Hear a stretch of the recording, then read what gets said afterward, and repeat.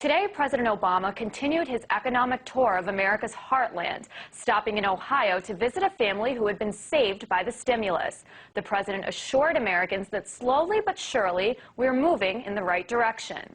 But what do Americans really think about the economy? Well, according to a new AP poll, 56% of Americans disapprove of the president's performance on the economy.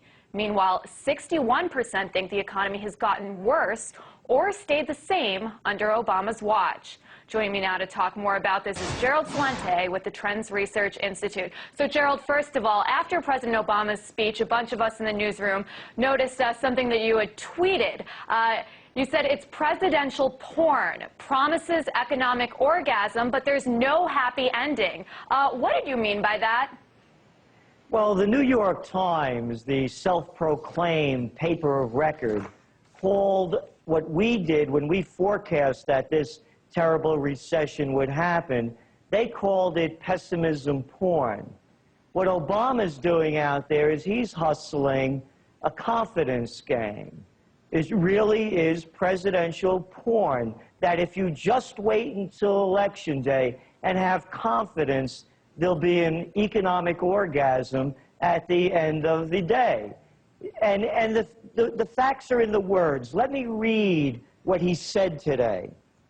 Quote, "What we're trying to do is to create a virtuous cycle where people start feeling better about the economy." Virtuous cycle? Maybe you could call it a circle jerk.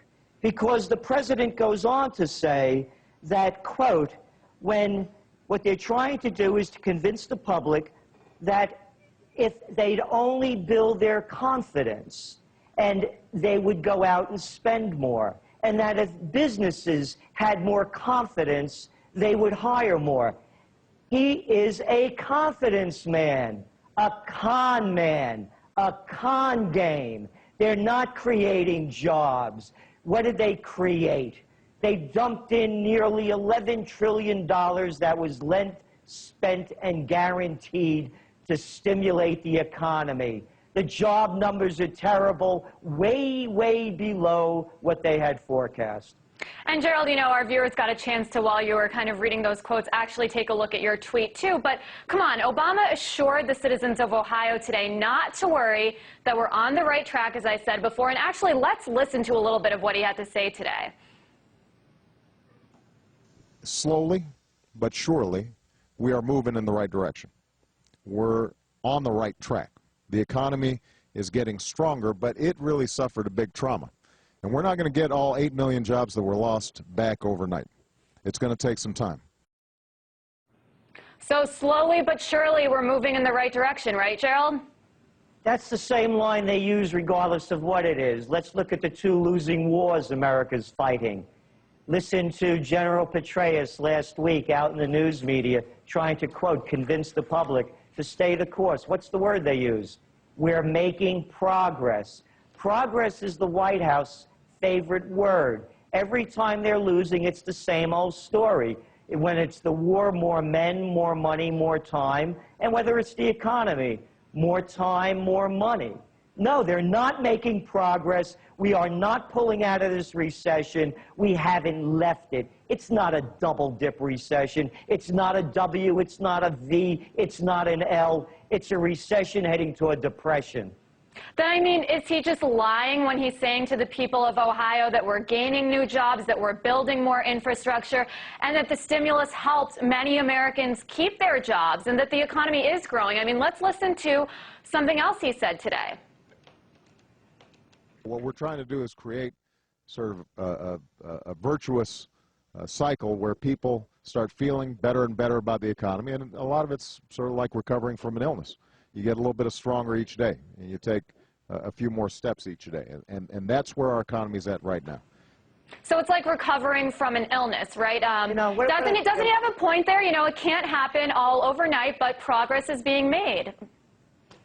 You're not recovering from an illness if you're not getting healthy. You're only on drugs that are hiding the symptoms as the disease keeps rotting away your body. And that's all this stimulus has been. It's been a money drug. Let's get back to the facts over here. I heard President Obama say how all this is going to help small businesses. The fact of the matter is that the too big to fails got even bigger. The jobs that are being created, hey, guess what? You want a job as a clerk, a cashier? How about working at a fast food joint or maybe a home health care aide? That's a good job for you. No, the jobs as merchants and craftspeople and tradesmen and manufacturers, they're gone. They're overseas. So let's talk about, specifically who he went to visit today. He went, Gerald, to visit a family that was supposedly helped by the stimulus. I believe this guy's name was Joe or something like that. He owned an architecture firm. He was able to keep 2 of his employees that were going to get laid off and got work rebuilding a police station supposedly because of the stimulus. I mean, that's concrete proof right there that the stimulus worked. He's showing us actual examples, families who have been helped by all of this. I mean, how can you discount all of that?